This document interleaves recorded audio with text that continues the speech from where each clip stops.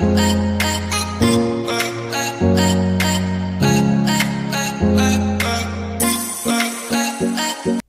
Back friends, this is Deepak Dhiyani.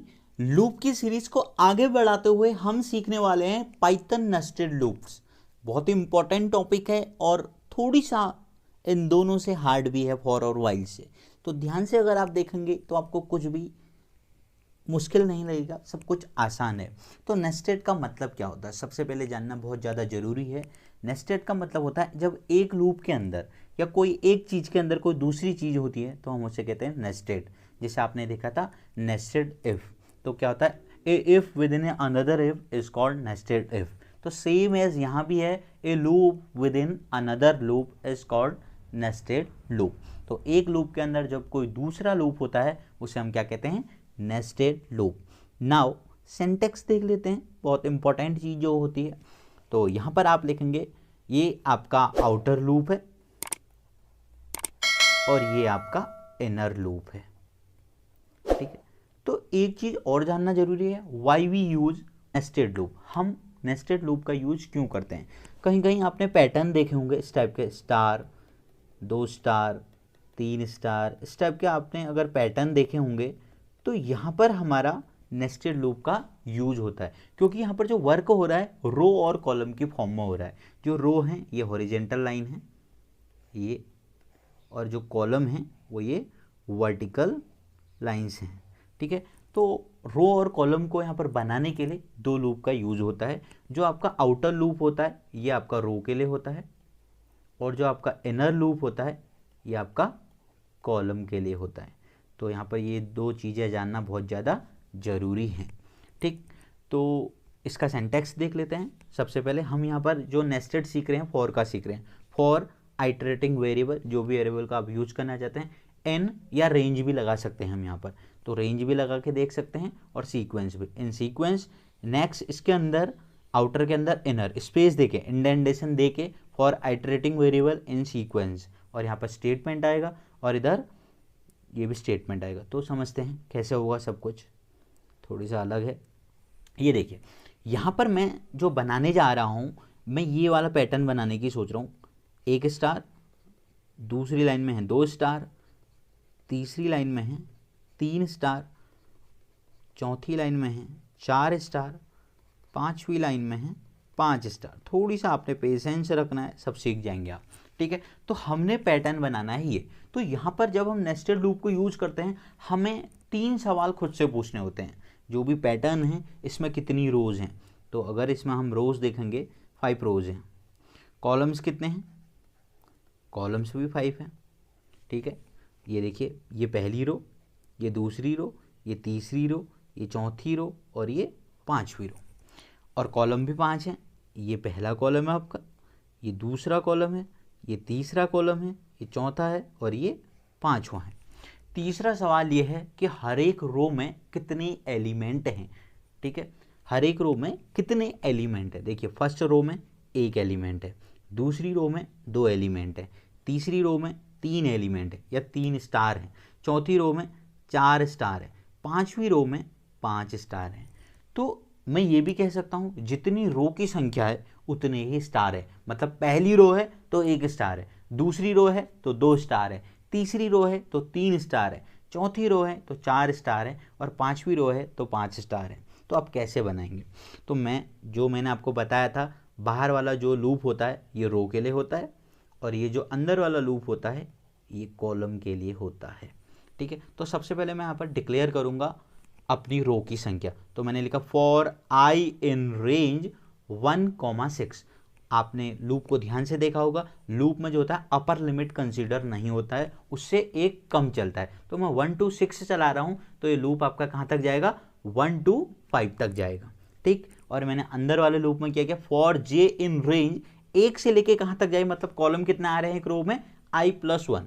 तो पहली बार में 1 चाहिए तो 1 ज़्यादा करना पड़ेगा, क्योंकि अपर लिमिट कंसीडर नहीं होती है। ऑपरेंट स्टार कर दिया। एंड क्या करता है, आपको लाइन में कंटिन्यू बनाए रखता है, एक लाइन में कंटिन्यू बनाए रखता है जब तक ये कंडीशन फॉल्स ना हो जाए। और ये जो प्रिंट करता है यहाँ पर न्यू लाइन करता है। तो समझ लेते हैं एक बारी डिटेल में।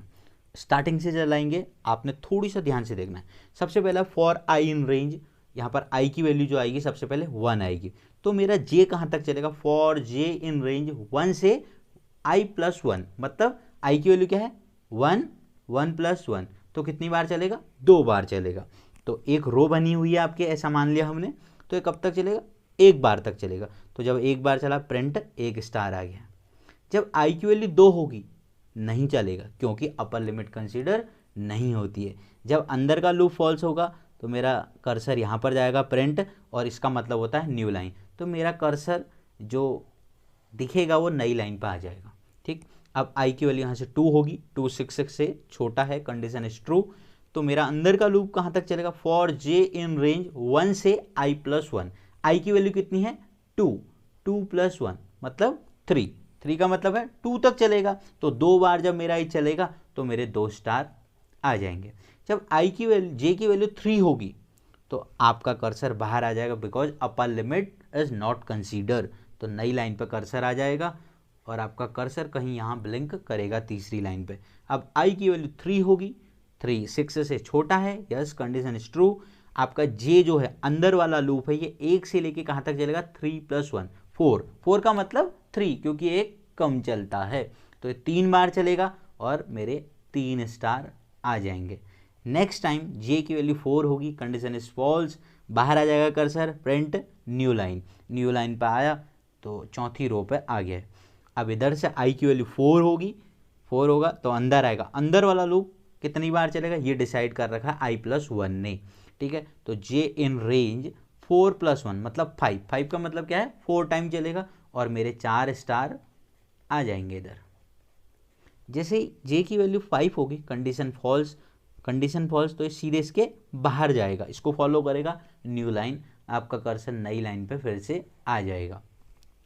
आई की वैल्यू यहाँ से 5 होगी, 5 6 से अभी छोटा है, यस कंडीशन इज ट्रू। जे कहाँ तक चलेगा, 1 से लेके 5 प्लस 1, क्योंकि आई की वैल्यू 5 प्लस 1 6, 6 का मतलब 5 टाइम चलेगा, तो 5 मेरे स्टार इधर आ जाएंगे। ओके, जैसे ही जे की वैल्यू 6 होगी कंडीशन फॉल्स, न्यू लाइन हो जाएगा। अब देखिए मैंने आपको बताया था आई की वैल्यू 6 होगी, but upper limit is not considerable, upper limit आपकी कंसिडर नहीं होती है, तो आपका लूप अगर आउटर लूप सही नहीं होगा तो इनर में एंट्री नहीं कर सकता है, तो इनर में एंट्री नहीं होगी तो कुछ भी नहीं चलेगा। तो आइए इसका प्रैक्टिकल करके देख लेते हैं और जान लेते हैं कैसा आउटपुट आ रहा है। तो मैं लिखूँगा for I in range bracket start 1,6, by default इसका जो गैप होता है वो 1 का ही होता है। For J in range 1, I plus 1, क्योंकि एक ज़्यादा तक चलाना है तब वहाँ तक पहुँचेगा, प्रिंट डबल कोट्स में हम लिखेंगे एस्ट्रिक कॉमा, और हम यहाँ पर लिखेंगे एंड, एंड क्या करता है आपको लाइन में कंटिन्यू बनाए रखता है। ओके, इसके नीचे आप डायरेक्ट इनर लूप के डायरेक्ट सीधे नीचे प्रिंट नॉर्मल लिख के छोड़ देंगे, कंट्रोल एस, देन रन करके देखते हैं। ये देखिए दोस्तों बहुत बढ़िया आउटपुट आ गया है हमारा, ये आपके स्ट्रिक दिखाई दे रहे होंगे आपको। तो ये एक आसान ट्रिक है आपके नेस्टेड लूप को सॉल्व करने की। आपको यहाँ पर मैं कुछ चीज़ें बता देता हूँ। सपोज आप ये प्रिंट नहीं लिखते हैं, ठीक है, तो इससे क्या होगा मैं आपको कमेंट आउट करके दिखाता हूँ। कमेंट यहाँ पर हैज़ होता है, कंट्रोल एस F5, सारे के सारे जो एस्ट्रिक आपके एक ही लाइन में आ जाएंगे। ये देखिए, देख रहे हैं आप, सारे के सारे स्टार एक ही लाइन में आ गए।